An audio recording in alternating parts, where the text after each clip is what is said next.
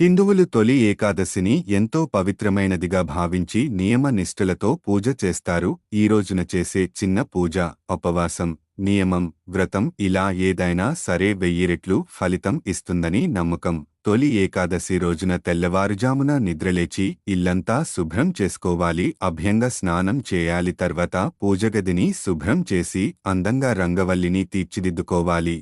ఏకాదశి రోజున శ్రీ మహావిష్ణువుని పూజించే సంప్రదాయం ఉంది కనుక ముందుగా ఆయనకు ఇష్టమైన పసుపు రంగు పువ్వులు, అరటిపండ్లు, పూజా సామగ్రిని రెడీ చేసి పెట్టుకోవాలి. విష్ణువు అలంకార ప్రియుడు కనుక రకరకాల పువ్వులతో పూజ చేసి పండ్లను నైవేద్యం సమర్పించాలి.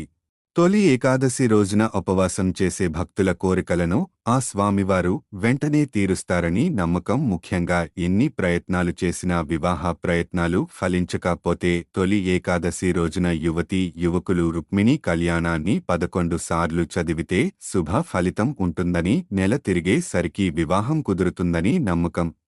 దంపతుల మధ్య ఏమైనా వివాదాలు ఉంటే తొలి ఏకాదశి రోజున సత్యనారాయణ స్వామి వ్రతం చేయడం వలన వివాదాలు తొలగి సుఖ సంతోషాలతో జీవితస్తారని విశ్వాసం. అంతేకాదు సత్యనారాయణ స్వామి వ్రతం చేయడం వలన తెలియక చేసిన పాపలు తొలగి విముక్తి లభిస్తుందని నమ్మకం. అందుకనే తొలి ఏకాదశి రోజున ఎక్కువ మంది ఉపవాసం ఉంటారు.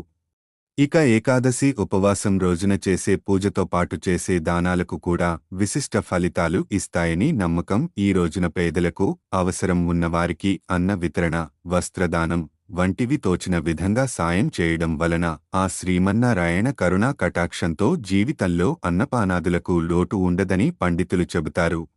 తొలి ఏకాదశి రోజున నెమలి ఫించాన్ని ఇంటికి తీసుకొచ్చి పూజించడం మంచిది. పూజ అనంతరం ఈ నెమలి ఈకను డబ్బులు పెట్టే లాకర్లో పెట్టడం వలన జీవితంలో డబ్బులకు ఎన్నటికీ లోటు ఉండదని విశ్వాసం.